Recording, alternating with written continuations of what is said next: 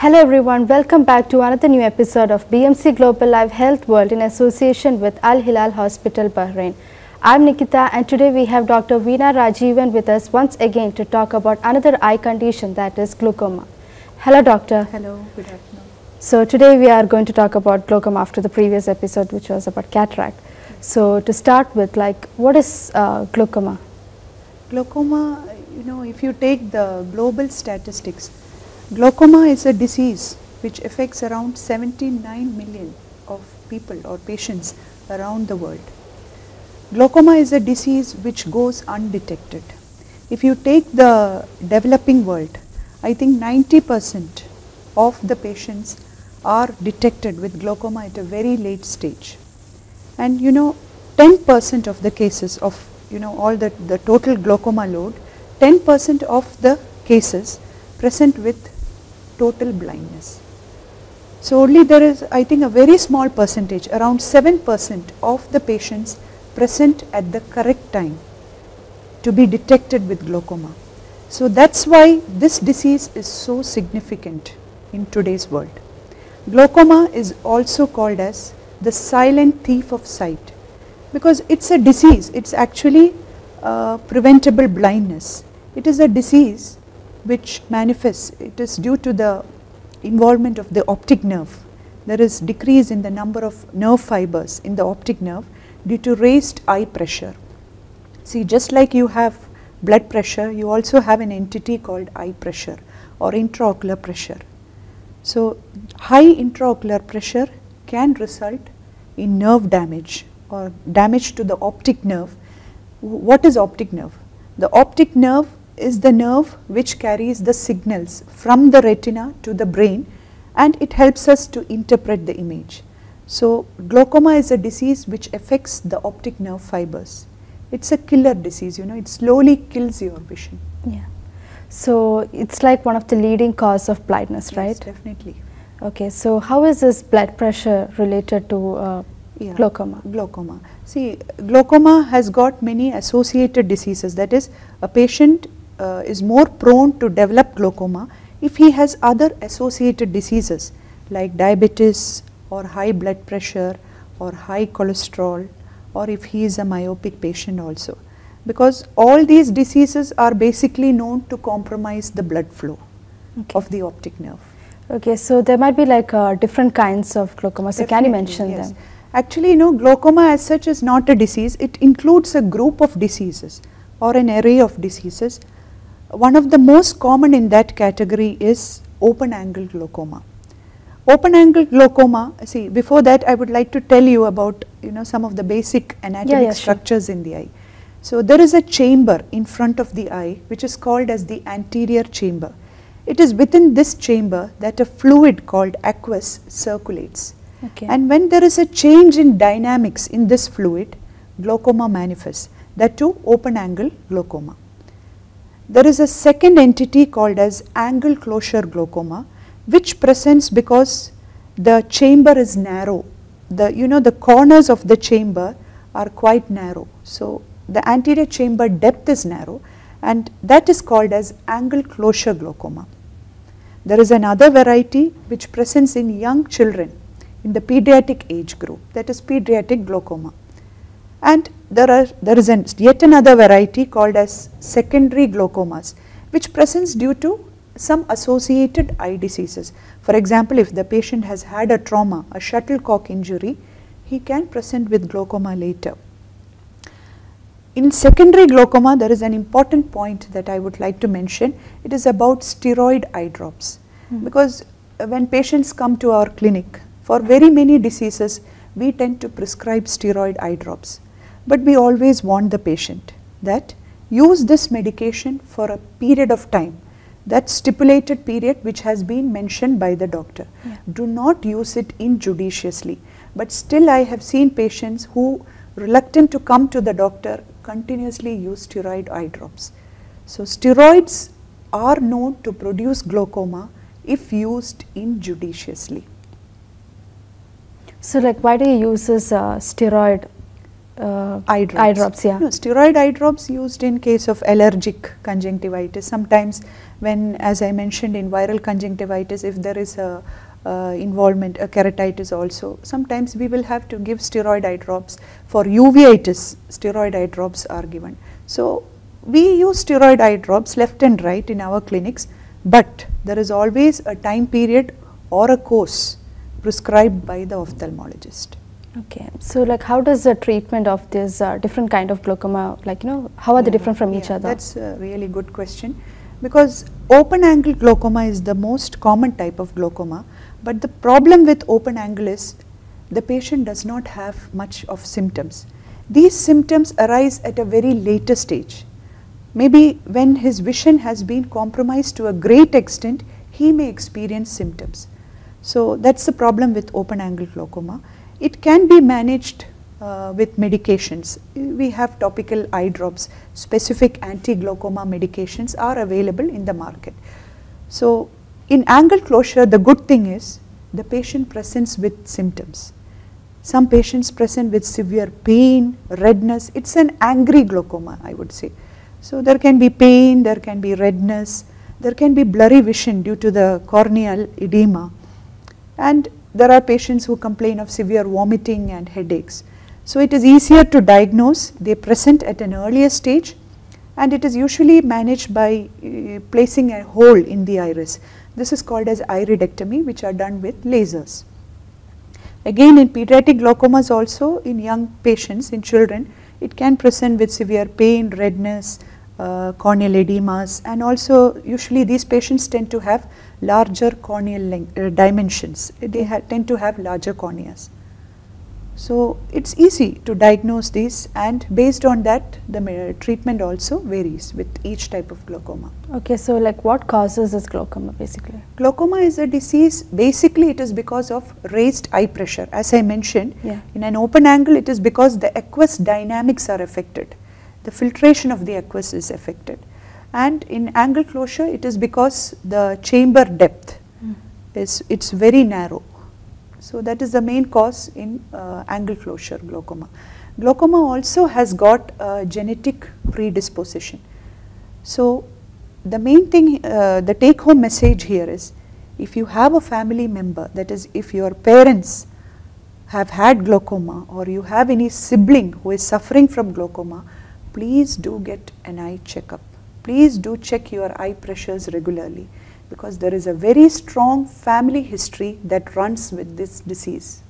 Okay, so coming to the screening test, like how do you diagnose a glaucoma? Yeah, see, another important message here that I would like to say is, most of the patients come to us saying, doctor, please check the eye pressure.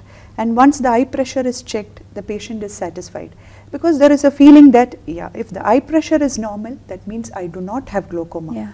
But there are glaucomas which present with normal eye pressures. There are glaucomas which present with low eye pressures also.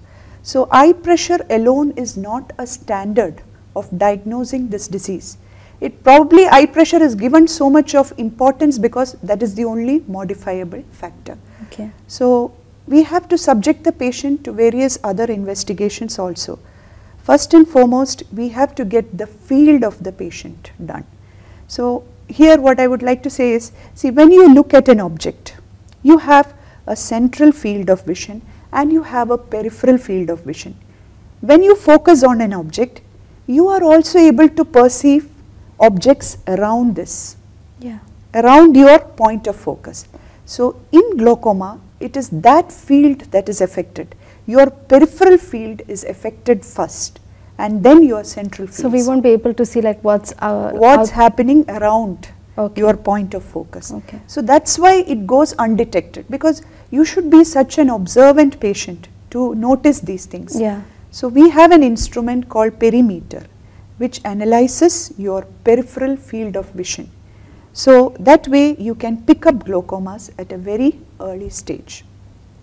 Then of course we will also go in for an optic coherence tomography. It is actually a scan of the optic nerve. This OCT analyzes your optic nerve thickness.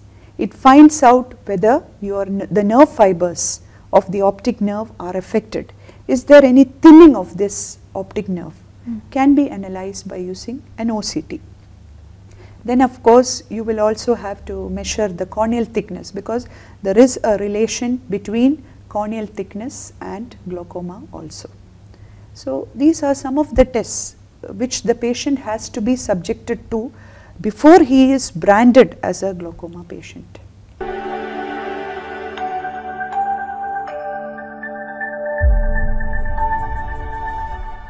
So what kind of medicines do you prescribe for these patients? See, most of the good thing about glaucoma is most of the disease can be managed with eye drops. Okay.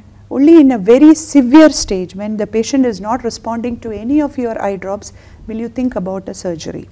So especially in open angle glaucoma, it can easily be managed with eye drops. We have an array of eye drops available in the market, and based on what is the starting eye pressure of the patient, how much of optic nerve damage has occurred, how much of field has been lost, based on that the ophthalmologist decides whether to go in for a 1-drug regime or a 2-drug regime or a 3-drug regime. Okay, so is this glaucoma like reversible, or like can the process be slowed down? Yeah, good. We are actually clearing a fallacy, because the patient expects to get back his lost vision in glaucoma, which is not possible. Okay. So that is why glaucoma becomes so important. I would say it is more important than cataract, because cataract is a reversible blindness. In glaucoma, the problem is once you have lost your vision, whatever is lost cannot be regained back. Okay. So all the purpose of treatment here is to sustain the vision, to prevent it from worsening. That's all we can do. We cannot eradicate the disease totally from you. You slow down the process. It will slow down the process, it will modify the disease process, and it will help you to sustain your vision. So that is the significance of glaucoma medications. You know, what you should think about is just like a diabetic patient or a hypertensive patient has to continue his medications lifelong. That's how a glaucoma medication should be taken. Once you are prescribed glaucoma medications, use it lifelong. Okay. So who is at risk of getting this glaucoma? As I already mentioned, patients who have genetic predispositions. Okay. It runs in families. Then of course any history of diabetes, usually after 40 years, open angle glaucomas are more common after 40 years. So it is always better to get your eye pressures checked once you have crossed 40. And associated diseases like diabetes, hypertension, raised blood cholesterols, myopic patients who have high minus powers, any history, past history of having a trauma, then long-term use of steroid eye drops, they are all risky candidates to develop glaucoma. So how do you treat the glaucoma surgically? Surgically, the option is trabeculectomy is the treatment of choice for glaucoma surgeries, which are usually decided at a very late stage. If it is an advanced glaucoma which is not responding to any of your medications, maybe the surgeon, and the optic nerve damage is happening at a very fast rate, maybe the surgeon has to decide regarding a trab. So nowadays we use computers, mobile phones and all, starting from kids onwards. So how is this going to affect those people? Yeah, see, we are in a digital world. All of us in our job are in front of the PCs, or else, you know, even our leisure hours are being spent with mobile phones. Yeah. So we are all constantly exposed to this digital instruments, all these gadgets. So these can pose a lot of problem to the eye. Actually, we group this into a condition called as computer vision syndrome. And I think in our OPDs, half of the patients who come are with these complaints. So if you are going to use these electronic gadgets for 2 hours or more continuously, you are prone to develop these list of symptoms as mentioned in computer vision syndrome. The patient may have dry eye, redness, watering, constant eye strains, eye pain, headaches, neck pains. So many patients come with this kind of complaints. So first of all, we have to educate these patients. Maybe they are not using it in the proper way. The lighting is not proper, the positioning is not proper. So there is some patients also complain of excess glare. Yeah. excess of reflections or glare also. So first of all, adequate positioning of these electronic instruments when you use them. Learn to use them in the correct way. The second thing is, we always give them patients an option, the 20-20-20 rule. Okay. So what this means is, if you use these gadgets for 20 minutes, give rest to your eyes for 20 seconds Okay. by looking at a far away object, maybe 20 feet away from you. So that's the 20-20-20 rule. Okay, that's nice. It's continuous use which poses a greater harm to the eyes. And of course, in some severe cases, we do prescribe lubricant eye drops or artificial tears, because the eye tends to get dry. You lose your blinking actions when you stay focused on a particular object. You tend to reduce your blinking efforts. So you need lubricant eye drops in these cases also. So proper education to the patient with subsequent medications, supportive medications, can definitely help. Okay, doctor, so like what are some tips for those who are wearing contact lenses? Yeah, see, contact lens actually is a very safe device, I would say, if it is used responsibly. Yeah. Many parents, come to be saying, doctor, should we advise contact lenses for our child? What I tell them is, do you feel your child is responsible enough? You should have a sense of responsibility, because this is not like glasses. You are placing an object onto the cornea. It has to be sterile. Eye is a sterile area, so it has to be sterile. You should know how to maintain adequate hand washings, clean the lens properly, replace the solutions regularly, use a clean lens and use a clean case also. You should avoid excessive use of contact lenses also, because if you use contact lenses for prolonged periods during a day, you tend to develop dry eye. So try to restrict your contact lens use for outdoor activities, and do not sleep with your lenses, because the eye tends to become dry and the cornea is supposed to receive its oxygen, which is delayed because of a contact lens. So never sleep with your contact lens, never use your contact lens while you are swimming or involved in other activities. So if you take proper care and you maintain good hygiene, hand hygienes, then maybe contact lenses are a good option for glasses. Okay, so talking about glaucoma, like how does the lifestyle affect? Lifestyle, yeah, definitely. In glaucoma patients also, we advise them, reduce your blood sugars and other systemic diseases, maintain a good diet, come for regular follow-ups, check with your ophthalmologist. So reduce your obesity, your stress, because all these diseases are related to both glaucoma as well as diabetic retinopathy. Doctor, so can you explain like the anatomy of the eye, so that they can get a better concept about this glaucoma? Yeah, glaucoma. So for this, actually dear, I have just brought this model here. Okay. Here you can see this is the cornea. This is supposed to be the transparent portion of the eye. Just behind the cornea you can see another transparent structure which is called as the lens. Okay. And the orange area that you see, this is the retina. As I had mentioned earlier, retina is the place, it is the area which is affected in diabetic retinopathy.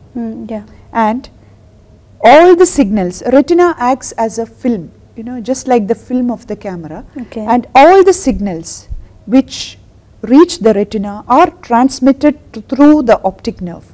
And in glaucoma, it is this optic nerve that is affected. There is decrease in the number of the nerve fibers of the optic nerve, and there is thinning of the optic nerve. The optic nerve conveys all the signals to the brain, which interprets it as an image, and that's how you are able to see. So what is like the eye pressure? The normal eye pressure is usually between 16 millimeters to 21 millimeters.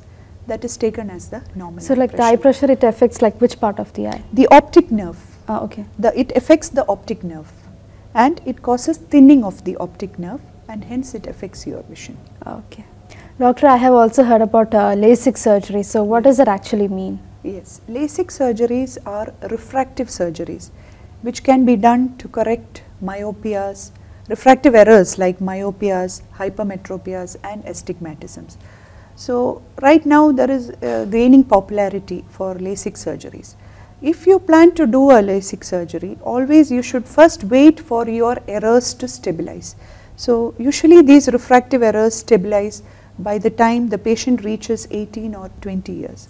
After that you can meet a LASIK surgeon, but not every patient is suited for LASIK surgery. The surgeon has to go through, conduct a complete eye examination. Patients who have chronic dry eyes are not suitable candidates for LASIKs. Again, patients who have thin corneas due to various other corneal diseases like for example keratoconus or some corneal dystrophies are not suitable candidates for LASIK surgeries.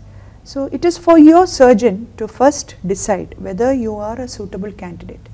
Again, LASIKs are not suited for patients who have very high errors, extremely high errors. So not every patient is suited for LASIK. You will have to first meet an ophthalmologist and then find out whether you are a suitable candidate for LASIK surgery. Okay, thank you doctor for educating us and like spreading awareness on like various topics, I must say. Yes. Thank you so much. Thank you so much for giving this opportunity. I would like to thank my hospital, AL-HILAL hospital, and also BMC for giving me this opportunity, and you of course for actually bearing with me. No, it was actually informative for me too, like I got to know a lot of stuff. So it's actually a part of our job. It is not just to examine patients alone that we are here. It is our duty, I feel it is our duty to spread the message also, because maybe by this talk many patients would have realized why it is so important to treat glaucoma or diabetic retinopathy. So we are supposed to spread messages regarding health messages. That is our part of our profession. So I thank you for giving me this beautiful opportunity. Thank you so much. Okay, so viewers, we have come to the end of our today's episode. If you found this video informative, please share it with your friends. This is me, Nikita, signing off. Thank you.